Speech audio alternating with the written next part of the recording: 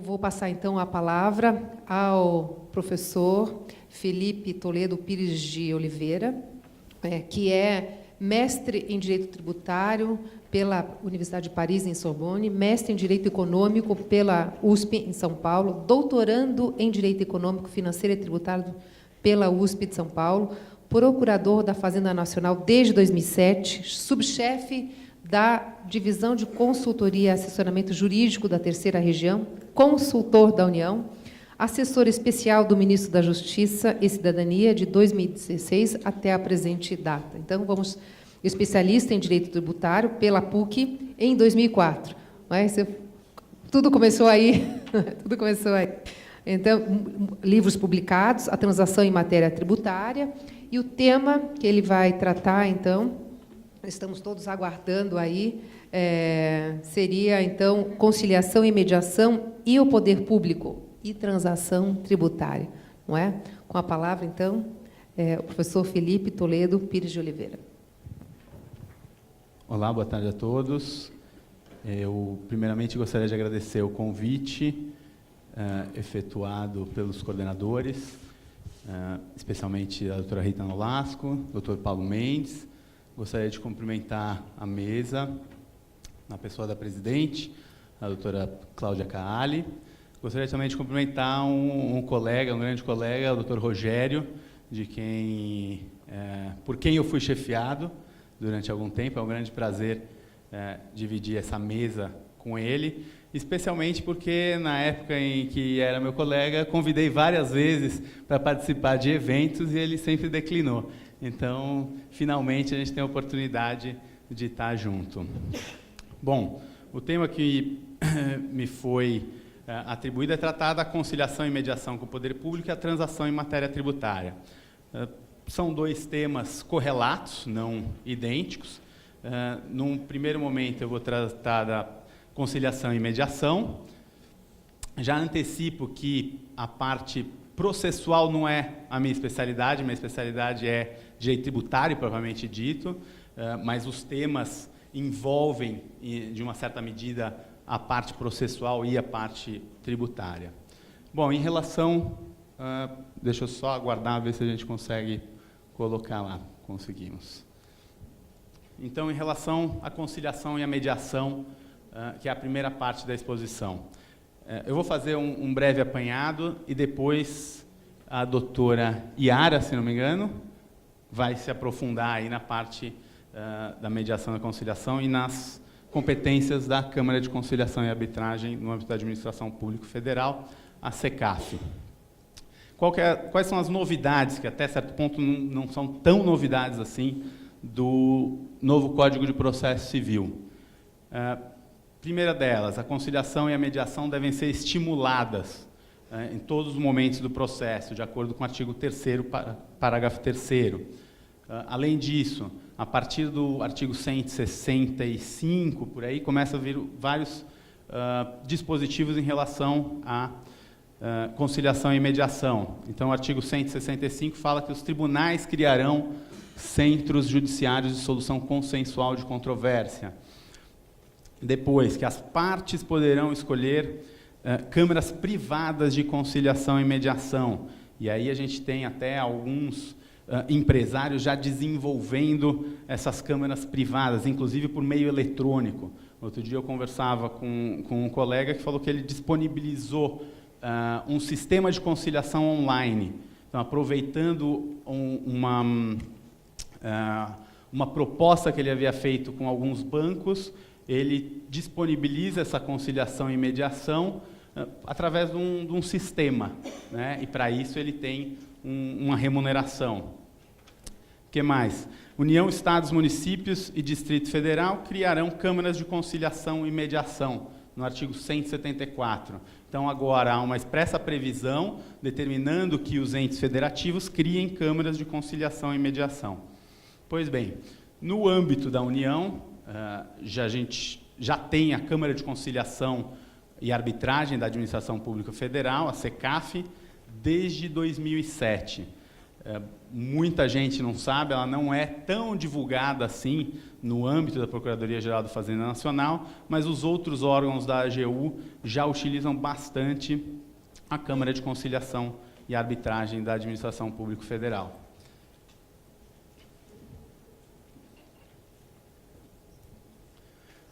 Qual que é o objetivo da SECAF? Eu vou me referir agora a essa Câmara como SECAF, que é o nome que ela é usualmente chamada.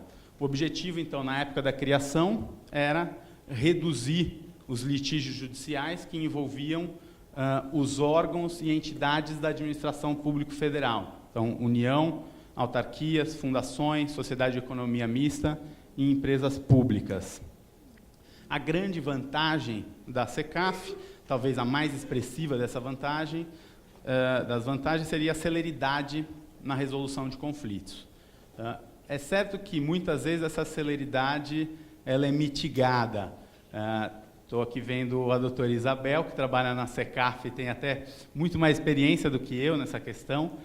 Trabalha desde 2009, se não me engano, e a gente sabe que, às vezes, para haver a resolução do conflito, são necessárias inúmeras reuniões. Então, já participei da 23ª reunião de um determinado assunto, ou seja, às vezes fica essa questão por anos para ser resolvida. Então, essa celeridade ela é buscada, mas nem sempre há o consenso das partes, notadamente quando envolvem muitas partes. Então, é possível que tenha, em questões envolvendo terra indígena, por exemplo, INCRA, FUNAI, Ministério da Justiça. Então, são vários os órgãos envolvidos naquele conflito. Então, evidentemente, não é tão fácil assim chegar numa solução amigável.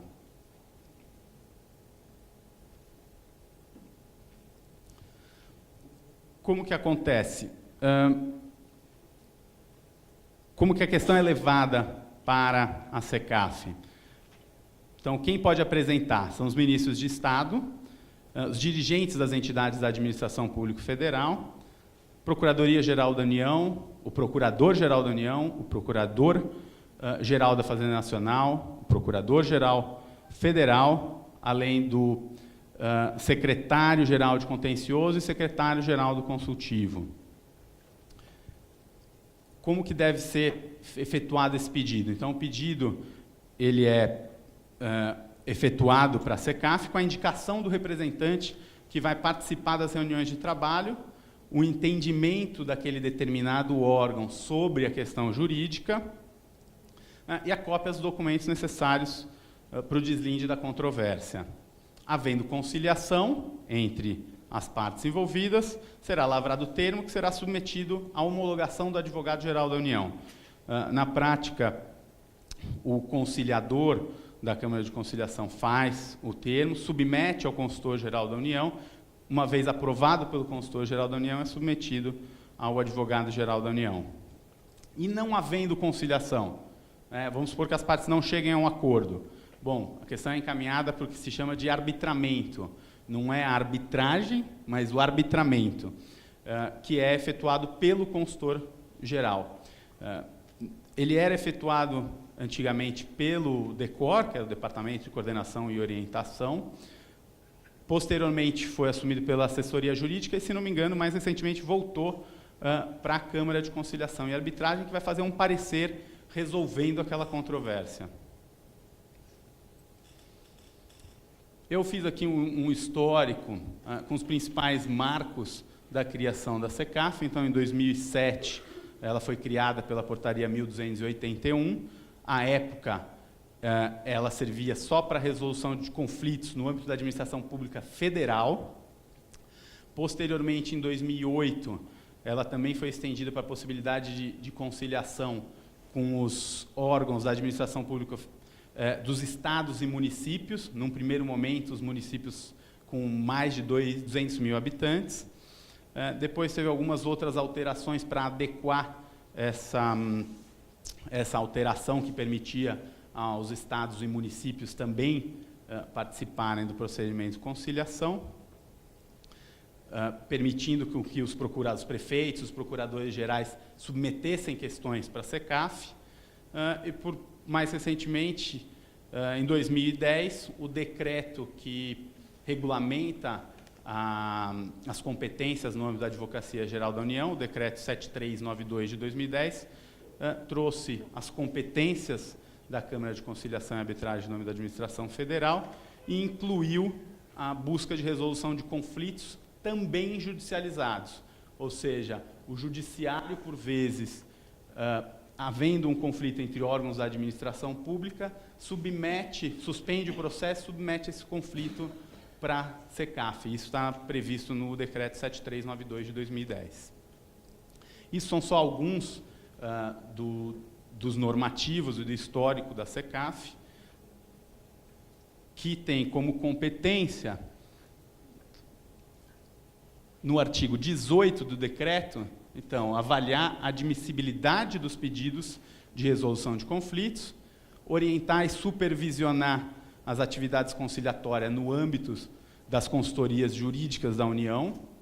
Então, a parte de conciliação não é feita só pela Câmara aqui em Brasília, existem representantes da Câmara nas consultorias jurídicas da União, que seriam o equivalente, no âmbito da PGFN não existe um equivalente, mas seria o órgão responsável pela consultoria jurídica nos estados. Então, cada estado tem uma consultoria jurídica da União. Dentro de cada uma delas tem um representante que é encarregado, por vezes, também de fazer a conciliação no âmbito daquele estado. O que mais?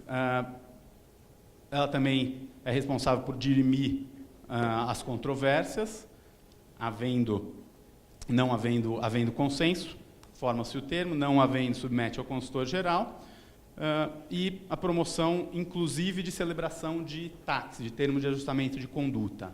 Tá? Todas essas atribuições estão no decreto, e depois a doutora Yara poderá ir até mais além em relação às competências. O que é importante aqui em relação à PGFN propriamente dito, nesse contexto? A PGFN, talvez muitos não saibam, tem um normativo que trata especificamente das questões que são submetidas pela SECAF. É a portaria PGFN número 131 de 2011. O que essa portaria prevê? Ela prevê que os pedidos de instauração e conciliação devem ser enviadas pela SECAF ao Procurador-Geral. O chefe de gabinete fará análise sobre o objeto da demanda e depois encaminhará, eventualmente, se tiver uma reunião marcada com menos de 10 dias, ele vai devolver isso e pedir para que a reunião seja postergada. Isso por quê? Porque a pessoa que vai atuar, o procurador que vai atuar no feito, ele precisa estar inteirado, né, do que se trata. E, por vezes, é necessário a obtenção de subsídios da unidade descentralizada ou da própria coordenação. Então, uma vez recebido, ele vai pedir esses subsídios, encaminhar para a coordenação respectiva, havendo mais de uma coordenação, aquela matéria envolvendo mais de uma coordenação, vai encaminhar para as coordenações envolvidas, e a coordenação vai indicar um representante no prazo de 72 horas para participar da reunião. Qual que é a grande particularidade aqui? A gente pensa, eu atuei 7 anos na Procuradoria Regional da Fazenda Nacional, na 3ª Região, em São Paulo, nunca chegou um pedido de conciliação lá para mim. Nunca vi, não sabia que existia, até que eu vim trabalhar na Consultoria Geral da União e passaram 2 pedidos por mim. Um referente a um maquinário que havia sido importado da Alemanha, se não me engano. Esse maquinário teria um regime tributário diferenciado, aí uma suspensão, se não me engano, e houve o conflito entre o Ministério das Relações Exteriores e PGFN, para saber se aquele maquinário se enquadrava naquele regime ou não. E isso já está, esse é um caso que está na SECAF, pelo menos estava enquanto eu estava lá, já há algum tempo.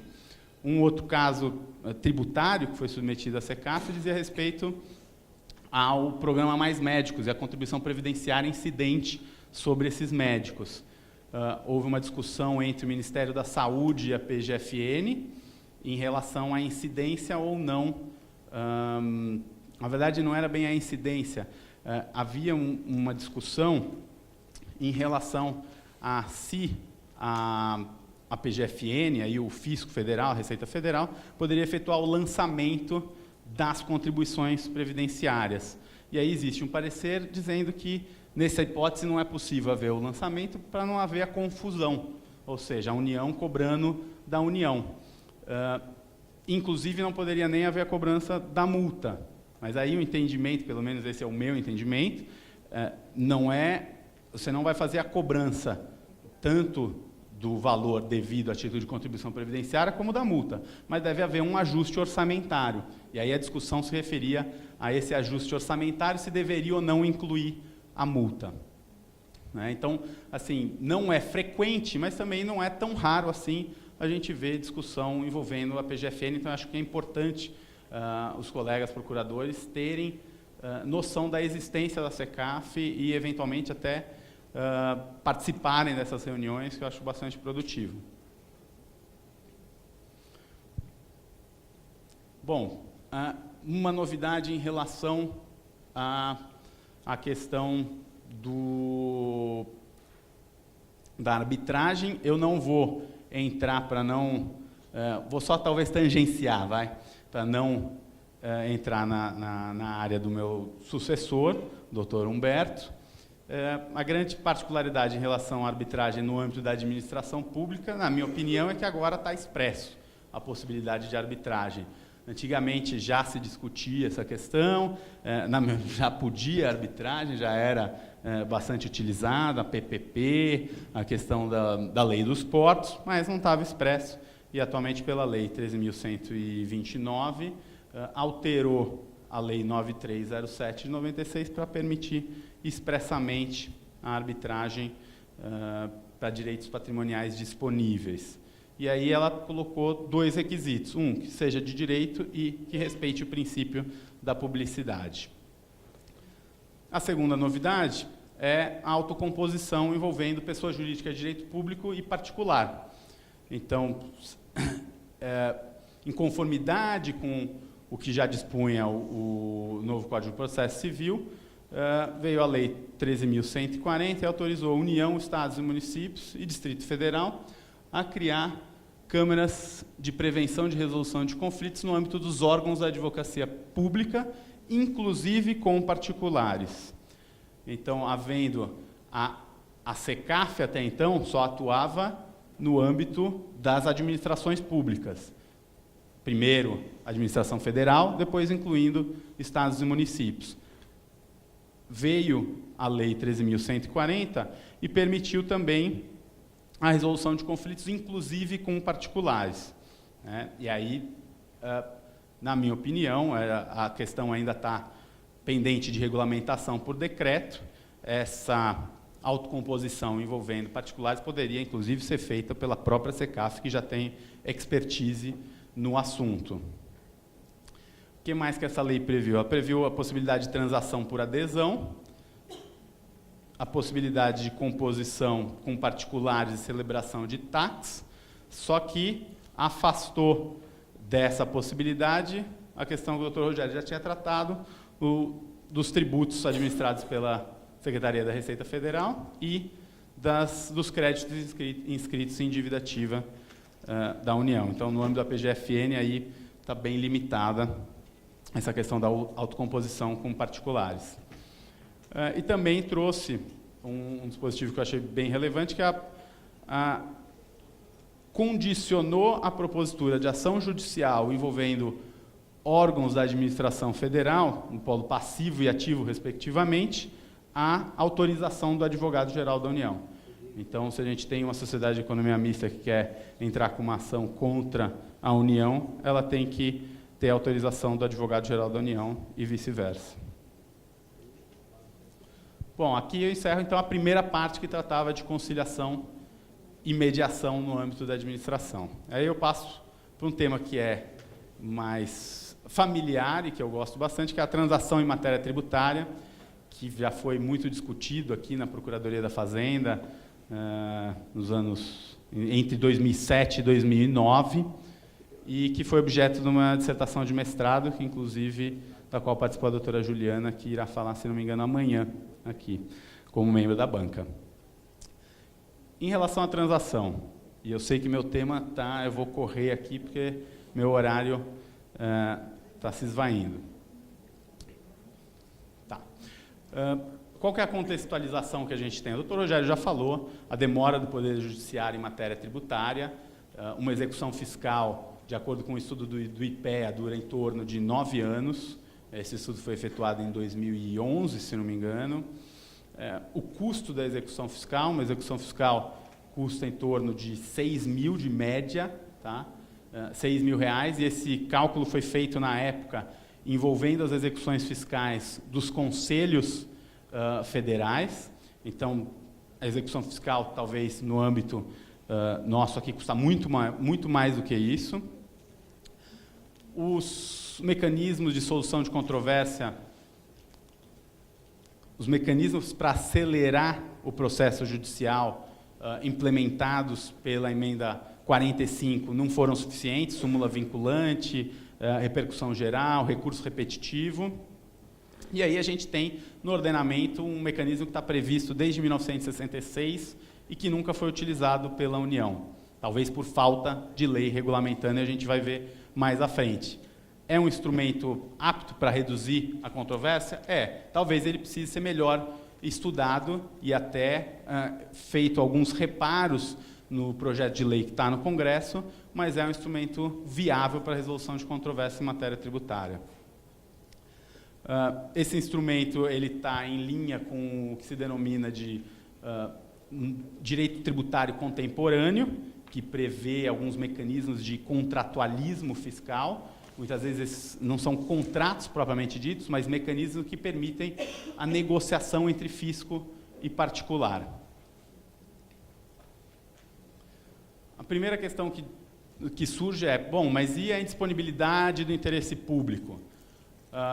Na minha opinião, essa questão não é óbice, ou seja, há uma superação do dogma da impossibilidade de transação pelo poder público, e num primeiro momento eu vou tratar só da indisponibilidade do interesse público, e depois, mais para frente, eu vou entrar na questão do artigo 3º, do artigo 142 do CTN, como óbices à possibilidade de transação. Bom, o dogma da transação. O fisco não pode transacionar porque impõe, a transação implica concessões mútuas, e essas concessões mútuas não podem ser efetuadas porque existe a indisponibilidade do interesse público. Bom, a primeira questão é, o interesse público aí é arrecadar. Qual que é o interesse? É interesse público primário, secundário? Na minha opinião, o interesse público deve levar em conta o interesse público primário e não o secundário de arrecadação. E o primário, por vezes, vai ser mais útil à União e aos entes públicos reduzir o curso do processo, reduzir os custos com o trâmite no processo. Se a gente parar para pensar numa execução fiscal ou num processo tributário outro, você tem o custo com o procurador da Fazenda, o custo com o analista do TRF que vai pegar aquele processo, o custo do juiz que atua naquele processo, do papel que é utilizado naquele processo. Quantas vezes uma execução fiscal vai e volta? Soma tudo isso. O que será que é mais importante aí? A solução do conflito, celeridade, segurança jurídica, ou uma eventual possível arrecadação que a gente não sabe nem se vai ocorrer? Existe um julgado do STF, o RE 253885, da ministra Ellen Grace, que possibilita a transação quando a solução adotada pela administração melhor atende o interesse público. Esse já é um julgado que é repetido pela doutrina, mas que, na minha opinião, ele é aplicável, inclusive, para a transação em matéria tributária. Nesse caso aqui, se não me engano, não era matéria tributária, tá?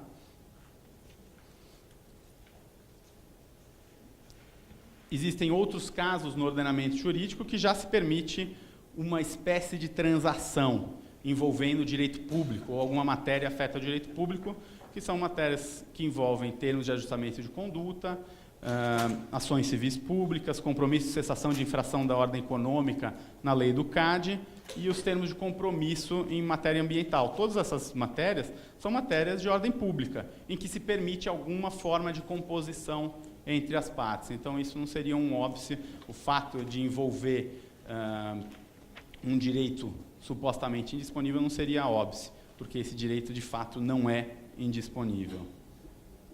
O Instituto da Transação, o Instituto da Transação, ele já existe no direito comparado.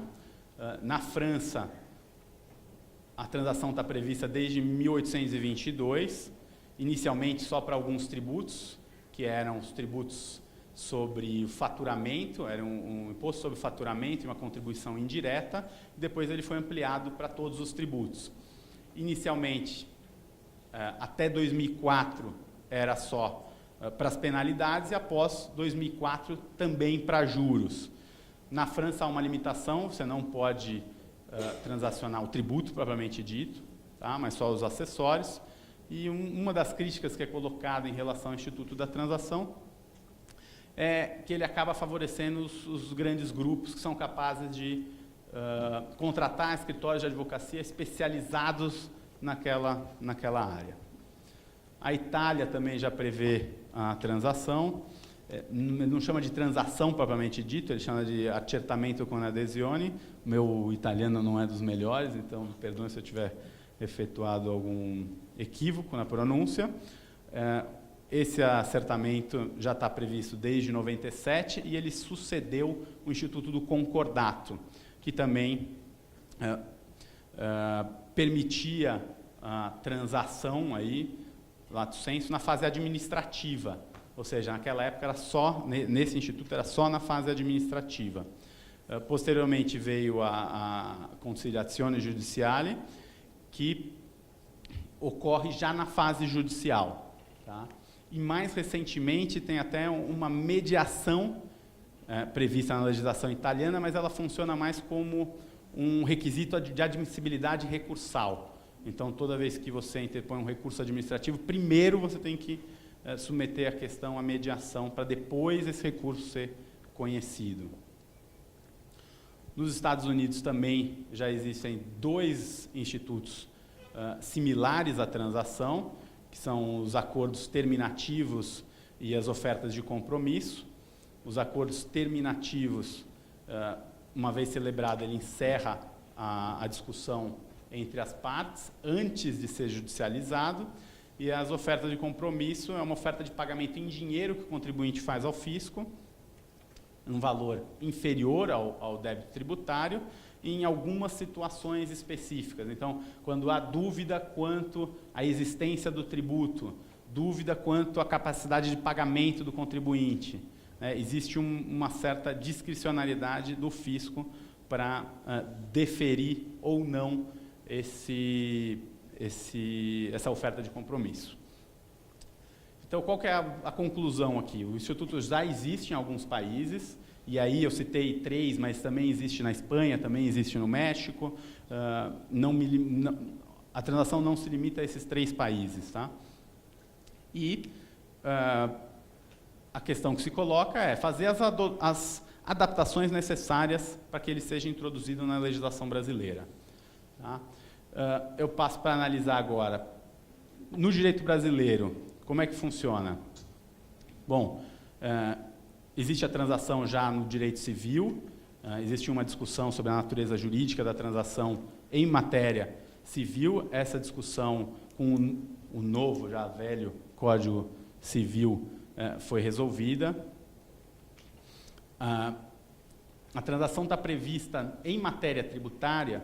Ainda existe essa discussão da natureza, se teria natureza contratual ou de ato unilateral. Prevalece o entendimento de que, em matéria tributária, ela é um ato unilateral participativo, não tem natureza de contrato, e ela tem algumas peculiaridades que já estão definidas na lei.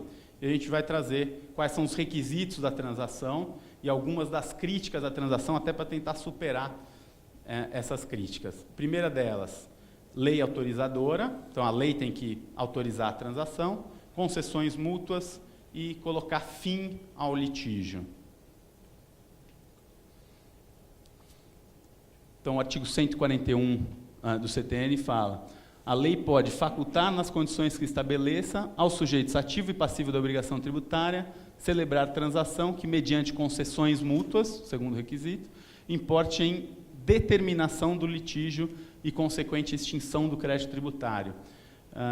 O dispositivo fala em determinação do litígio, e aí eu vou mais à frente dizer por que, na verdade, é terminação do litígio e não determinação do litígio.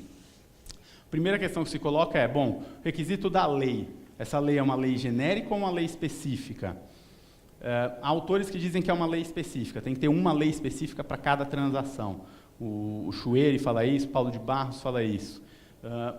Qual que é a grande crítica à necessidade de uma lei específica? Você acaba por inviabilizar a transação. Se eu tiver que passar no Congresso ou na Assembleia Legislativa uma lei autorizando cada uma das transações, acabou a transação, né? O problema da lei ser genérica, você dá uma discricionariedade muito grande para a autoridade administrativa que vai transacionar. Mas aí eu acho que cabe à lei genérica colocar parâmetros, né, e não permitir pura e simplesmente que seja transacionado. Você tem que ter alguns parâmetros estabelecidos na legislação.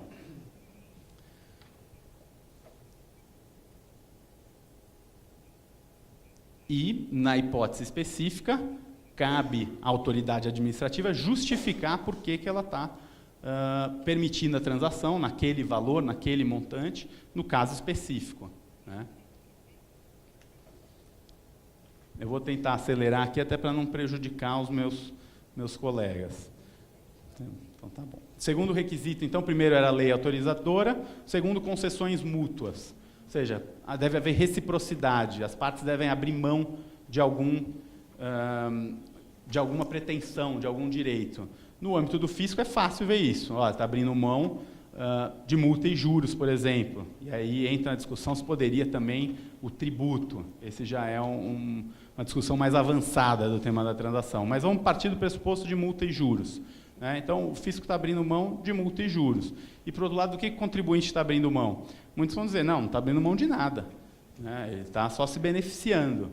Eu já penso diferente. Eu acho que, na medida em que ele renuncia ao direito sobre que se funda a ação, ele está abrindo mão de eventual discussão judicial sobre a legitimidade da cobrança daquele tributo. Então, essa seria uma das concessões do contribuinte. Então, a gente tem a concessão por parte do fisco e a concessão por parte do contribuinte. Esse requisito também estaria preenchido. E aí a gente parte para a questão da terminação do litígio. Por que eu disse que, na minha opinião, era um equívoco falar em determinação do litígio? Porque o código o projeto do CTN, de 60 e começo da década de 60, ele falava em terminação. Quando da conversão para o CTN é que ele colocou determinação do litígio, né? Então, isso eu acho que é um ponto fundamental para dizer que é um erro na redação do dispositivo. E aí a peculiaridade da transação em matéria tributária é que, ao contrário da transação de direito civil, que pode ser preventiva ou terminativa, a transação em matéria tributária, hoje, da forma como ela consta no CTN, ela é só terminativa. E a razão é simples. A transação está no CTN nos formas de extinção do crédito tributário. Ela está no artigo 156, se não me engano, que dispõe sobre as formas de extinção. Então, ali não caberia, de qualquer forma, ele tratar de prevenção, né? Então, ele só colocou a transação como forma de extinção do crédito. Isso não impede que se utilize a transação ou mecanismos análogos para prevenir o litígio, mas não na forma como está hoje no CTN. Você pode ter outros instrumentos de negociabilidade, como é o caso da consulta, que vai também prevenir litígio.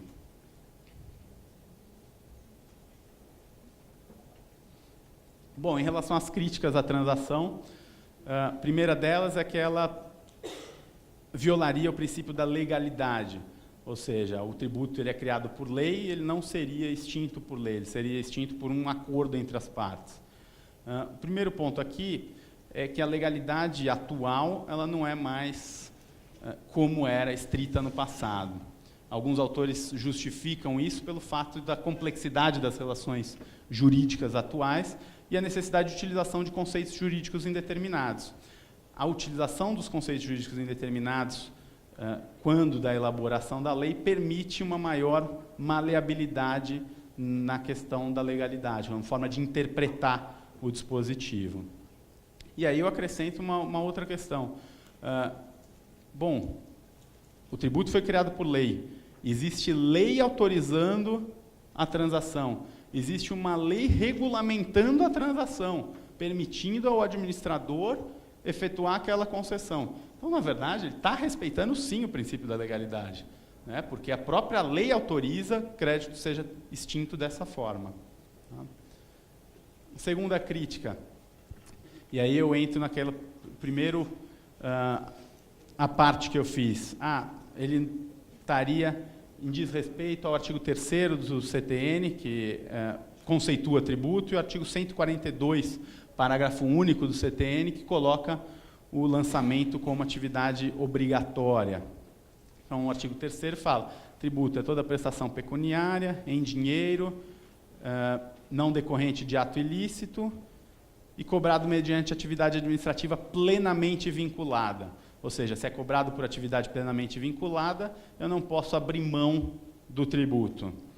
Bom, quando a gente fala em atividade plenamente vinculada, eu falo cobrança nos termos da lei. Ou seja, se a própria lei me permite transacionar, eu estou transacionando nos termos da lei. Autores, o Hugo de Brito, por exemplo, ele fala que esse dispositivo deve ser interpretado em consonância com o próprio sistema, com o próprio CTN. Ou seja, a atividade, o tributo ele é cobrado mediante atividade plenamente... O tributo é prestação pecuniária, não decorrente de ato ilícito, cobrado mediante atividade plenamente vinculada, salvo na hipótese em que há uma das hipóteses de extinção do crédito tributário, como é o caso da transação. Ou seja, da mesma forma que eu não poderia cobrar um tributo já pago, porque houve a extinção do crédito tributário, também não posso cobrar um tributo extinto em razão da transação. Então, não haveria aí uma incompatibilidade. Bom, a mesma coisa em relação ao lançamento. O lançamento ele é obrigatório, mas nos termos da lei. Ainda que assim não fosse, vamos supor que eu não pudesse, que esses dispositivos fossem empecilho e a transação. Bom, ainda assim, nada impediria a transação em relação a juros e multa, porque não é tributo, não estaria no artigo 3º, e nada impediria a transação após efetuado o lançamento, porque também não haveria o empecilho do artigo 142, parágrafo único. Ou seja, em resumo, a transação em si não haveria o empecilho do artigo 3º e do artigo 142. Eventualmente, você poderia até modular o que poderia ser transacionado para se compatibilizar com esses dispositivos. Uma outra crítica que é frequente na doutrina é que violaria o artigo 14 da Lei de Responsabilidade Fiscal, que condiciona a concessão de benefício a alguns requisitos. Bom, primeiro, em um julgado do STF, entendeu-se que a transação não é favor fiscal concedido unilateralmente ao contribuinte, mas uma forma de se colocar fim ao litígio, que pressupõe bilateralidade. Então, portanto, ela não se enquadraria naquele requisito de renúncia. Também, ainda que assim não fosse, uma vez observado as condições estabelecidas no artigo 14, não haveria nenhum empecilho à transação. Quais são essas condições? Estar acompanhada da estimativa do impacto orçamentário, atender ao disposto na LDO, na Lei de Diretrizes Orçamentárias, e a renúncia foi considerada na estimativa de receita e não afetará as metas ou vir acompanhada de medidas de compensação. Então, aí, já me encaminhando para o fim, também não haveria essa incompatibilidade. E a questão do princípio da igualdade, talvez o principal aí seja o princípio da igualdade. Por que eu vou transacionar com uma parte e não com a outra? porque uma parte tem direito à redução do tributo, multa e juros e outra não. Eu, particularmente, acho que deve haver a compatibilização do Instituto com o princípio da igualdade. A igualdade não significa identidade, eu não devo dar o mesmo tratamento para todo mundo, mas analisar a situação caso a caso. E a transação faz exatamente isso, ela analisa a situação do indivíduo no caso concreto, né? Se ele se enquadrar naquela situação, aí ele pode transacionar. E qual que é a forma de implementar isso? Que é, não, é muito bonito o discurso ideológico, mas na prática como é que eu faço isso? Na minha opinião é com a transparência, você publicando todos os termos de transação e permitindo que aqueles que estejam na mesma condição que você tenham direito aos mesmos termos de transação, né? Com isso eu encerro as críticas e passo para os desafios. O principal deles é o desestímulo ao pagamento voluntário. Bom, se a transação eu vou poder diminuir multa e juros, por exemplo, eu vou aguardar, não vou pagar agora e vou aguardar a transação. De fato, mas isso já existe hoje.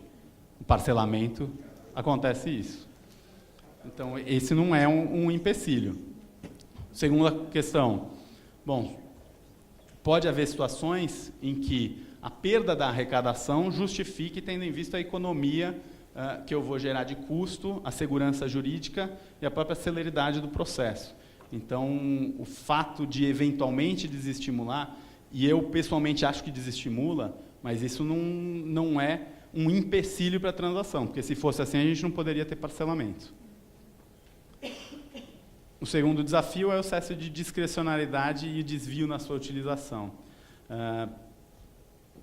Muitos autores aí criticam a transação, e na época criticaram o projeto de transação em 2009, logo depois que ele foi para o Congresso, em 2010, falando, não, isso aí vai gerar uma série de desvios na utilização.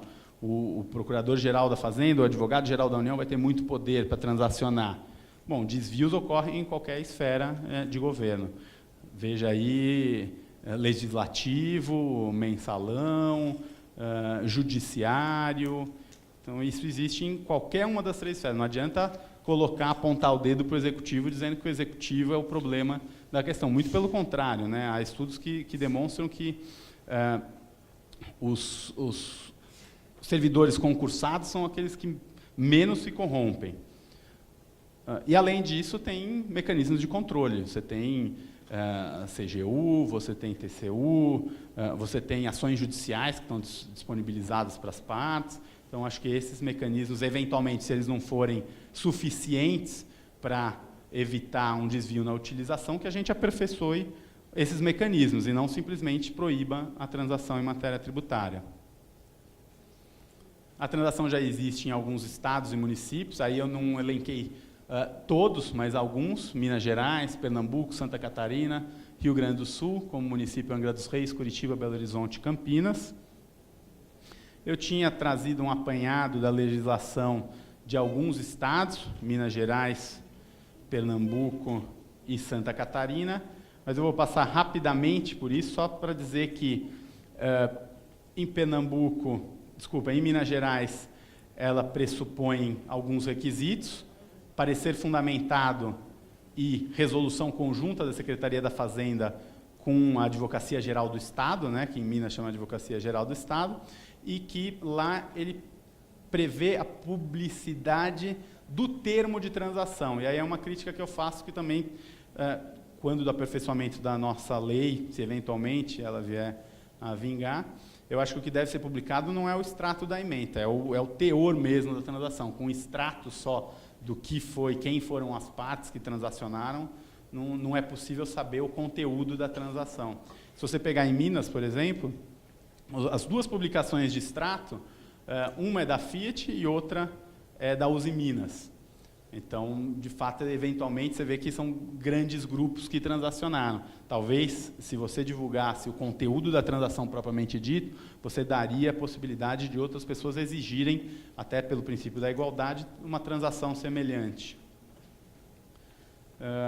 Pernambuco é mais ou menos igual, também não tem a publicidade do conteúdo da transação, é lógico que essas leis são todas antes da Lei de Acesso à Informação. Talvez hoje eles tenham que reformular esses dispositivos.